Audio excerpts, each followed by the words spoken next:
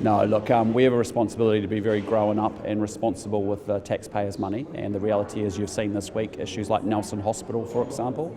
The New Zealand public, as nice as it would be to support America's Cup, the reality is that we need to make sure that we're putting that money into things like better hospitals, better schools, better roading networks, better infrastructure. I'm actually disappointed. I think the America's Cup is a great event for New Zealand, and it would be a good boost for Auckland right at a time when I think the major events pipeline's looking a little empty for Auckland. The whole country benefits from the America's Cup.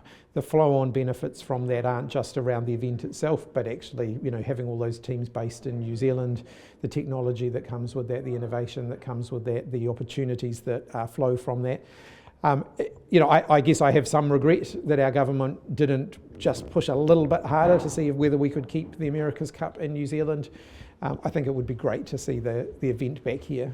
There was a broad sense of what that envelope would look like. The government needed to stump up a lot of money. The government also needed essentially to backstop the council, and then there was a whole bunch of money that was going to be raised by private individuals as well. All of that just says, look, it would be nice to do, genuinely be nice to do, but we've inherited a very messy set of economic books, and we need to focus the money on the things that matter most to New Zealanders. And I think most New Zealanders will sit there and go, what's the choice? Actually upgrading regional provincial hospitals across New Zealand, or actually investing in America's Cup? And it's pretty clear to me that New Zealanders want us to invest in proper infrastructure. I think it's disappointing for New Zealand that we're not going to be hosting it. There is a lot of benefit that flows for New Zealand from it. As I said, I wouldn't have gone into it with a blank cheque either, but I do think it's disappointing that we're not going to be hosting it. Well, just saying from a government point of view, government money needs to go to the causes that are the highest priority, and the higher priority is hospitals, schools and roads.